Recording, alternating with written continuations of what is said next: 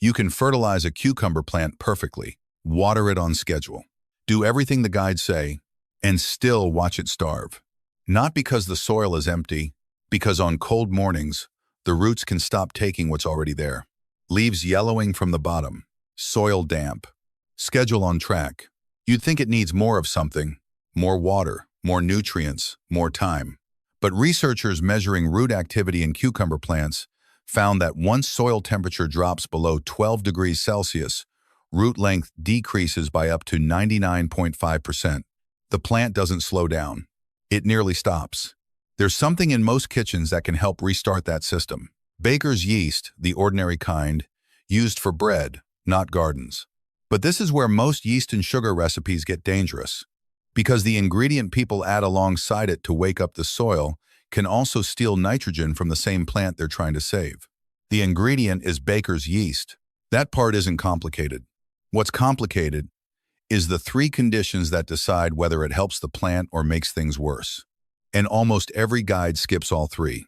The first condition is temperature, and if the soil is still cold, adding yeast before fixing that means you're activating biology in a root zone that still can't receive what you're sending.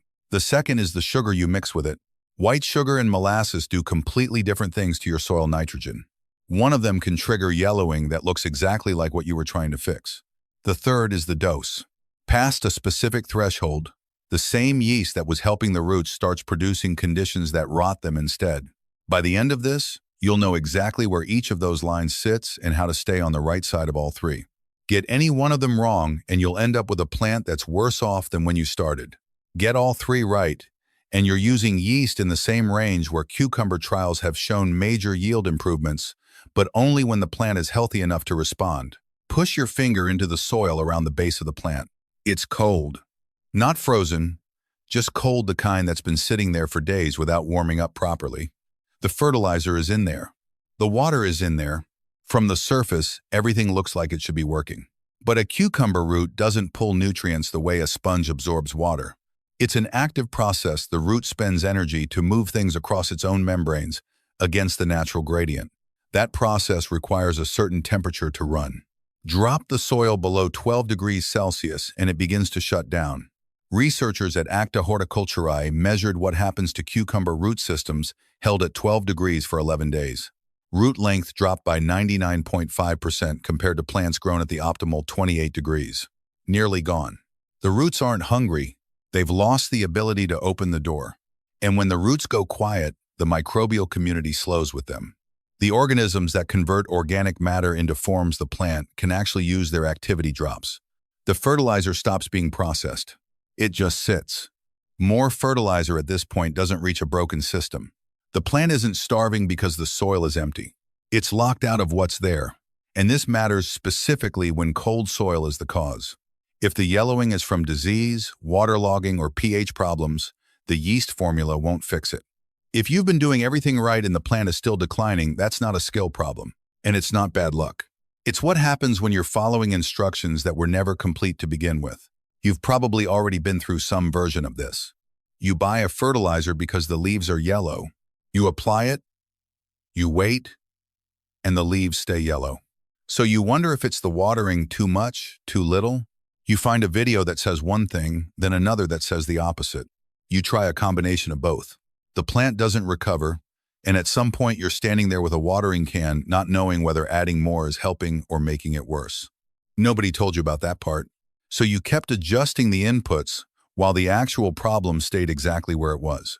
The three conditions you're about to see are what was missing from every guide you followed. There's a jar of it in most kitchens right now. It's been there for generations. People use it for bread, not for gardens, which is exactly why it works in ways most fertilizers can't. Baker's yeast, the ordinary kind, the kind that costs almost nothing at any grocery store, doesn't behave like a fertilizer when it enters the soil. It behaves like a biological trigger.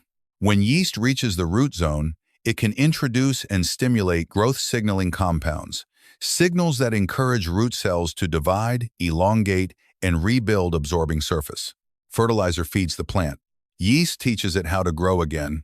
At the same time, yeast releases enzymes and organic acids that unlock phosphorus, zinc, and potassium from the soil particles where they've been sitting in forms roots can't access. In one study on yeast used alongside mycorrhizal fungi, researchers saw stronger plant growth and denser fungal colonization around the roots. Plant height increased from 47.5 to 63.3 centimeters, and fungal network density in the soil increased by 85%. On cucumber, specifically greenhouse trials on the Hatem F1 variety, applying yeast at 4 grams per liter increased yield by 91% compared to untreated plants. When combined with humic acid applied to the root zone, yield increased by 168%. The roots had the capacity to absorb, they just needed the biological conditions around them to function again. Yeast is one tool that can help push those conditions in the right direction. One boundary worth stating clearly: yeast does not warm cold soil. If the root zone is still sitting at 12 degrees, temperature is the first fix. Yeast matters once the soil is warm enough for biology to restart. Applied before that, and it's working in a system that still can't respond. Cold soil stops the roots. Yeast restarts the biology around them. That's the core of it. Before you mix anything, push a soil thermometer down about 10 centimeters near the base of the plant. If the number is below 12 degrees, stop there. Applying yeast into a root zone that cold means you're activating a process the roots still can't use, and you'll spend the ingredient for nothing. There are still 3 ways to use yeast correctly, and getting any one of them wrong flips the result. Because the same formula, right ingredient, right plant, right timing, can damage the plant instead of helping it. The first one is already sitting in your kitchen, and it's not the yeast. It's the sugar. Most yeast formulas you'll find online say to use white sugar. Simple, cheap, already in the kitchen. That part is true. What they don't mention is what white sugar does to the nitrogen in your soil once it's down there. Picture someone who followed the formula exactly. Right dose of yeast, warm water, white sugar from the pantry, waited the 2 hours, diluted it, poured it carefully around the base of the plant. 3 days later, the leaves are yellower than before. Nothing explains it. So they try again, same formula, same result. What happened wasn't a mistake in the mixing. It was the sugar. White sugar is pure carbon. No nitrogen at all. When soil microbes get a sudden surge of carbon to consume, they need nitrogen to process it, to build new cells, to multiply, to do the work. So they take the nitrogen that's already in the soil, the soluble nitrogen your plant was about to absorb. They lock it inside their own cell structure. The plant reaches for it and finds nothing there. You add sugar to activate the soil. The soil uses that sugar to take nitrogen away from the plant.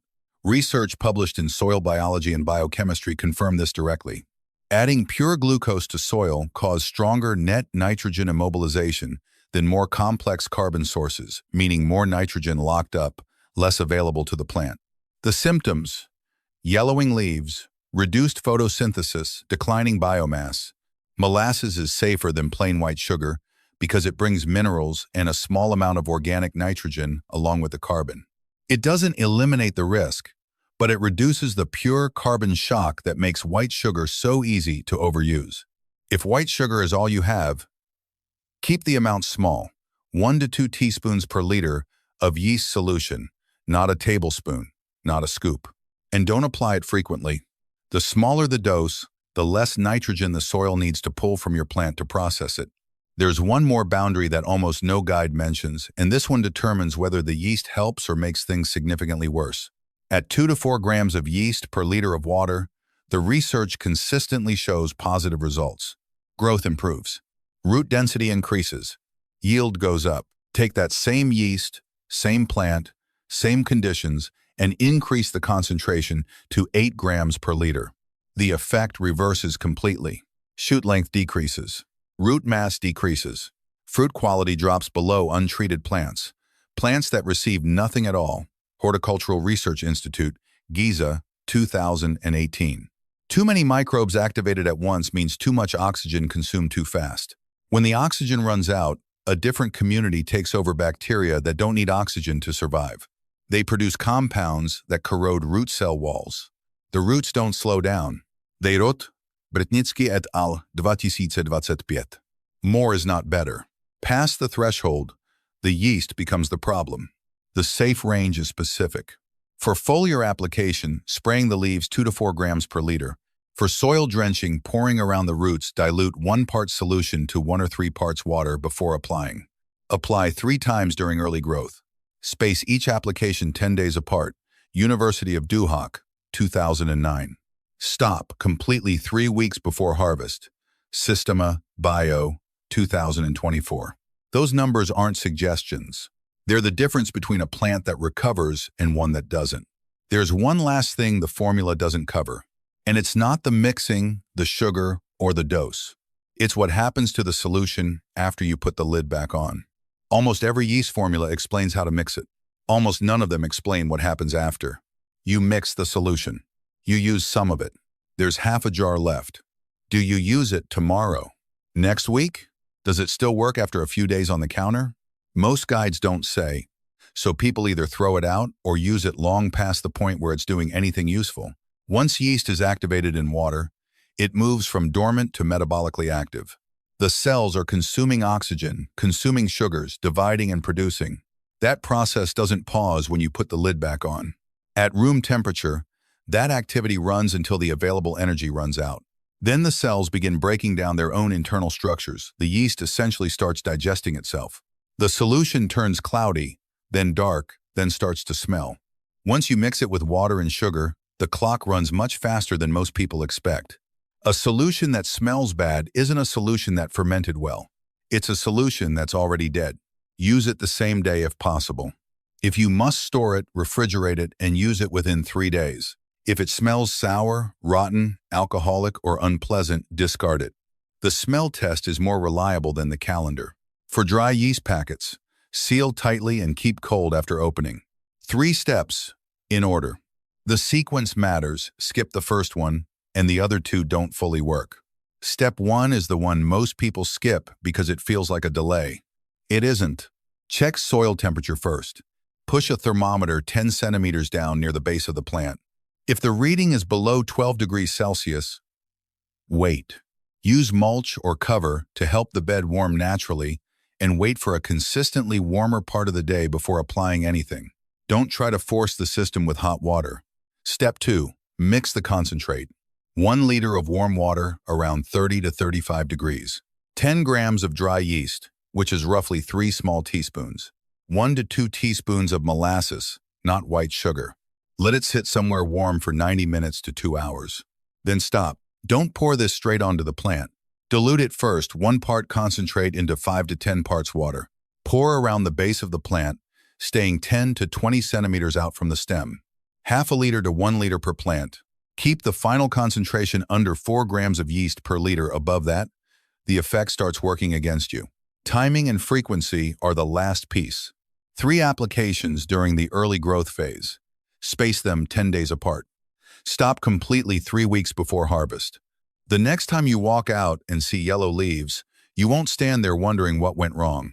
You'll check soil temperature before you reach for anything. You'll know which sugar to use and why the other one works against you. And when the solution starts bubbling after 2 hours, you'll recognize that as the sign it's ready. You already knew how to care for a plant. You just added the part that explains why it sometimes doesn't respond. The real problem was never just cold soil. It was not knowing where to look first, so every decision became a guess. Another fertilizer, another watering adjustment, another recipe from another video. What you have now is a starting point that isn't a guess. Check the temperature. Choose the right carbon source. Stay inside the dose. Yeast helps reactivate the biology around the roots and unlock minerals that were already in the soil. But all of that only works if the soil itself has the structure to hold what you're putting in. A compacted bed, a bed with poor drainage, a bed where water pools and then vanishes. Yeast applied to any of those will help less than the formula suggests. There's a reason 2 gardens can use the same yeast formula, the same dose, the same timing, and one recovers in a week while the other shows almost no change. And the reason isn't the yeast. The next video covers what soil structure actually needs to be doing before any fertilizer or biological amendment can work at full effect, and a simple test you can do with your bare hands in about 30 seconds that tells you exactly where your bed sits right now.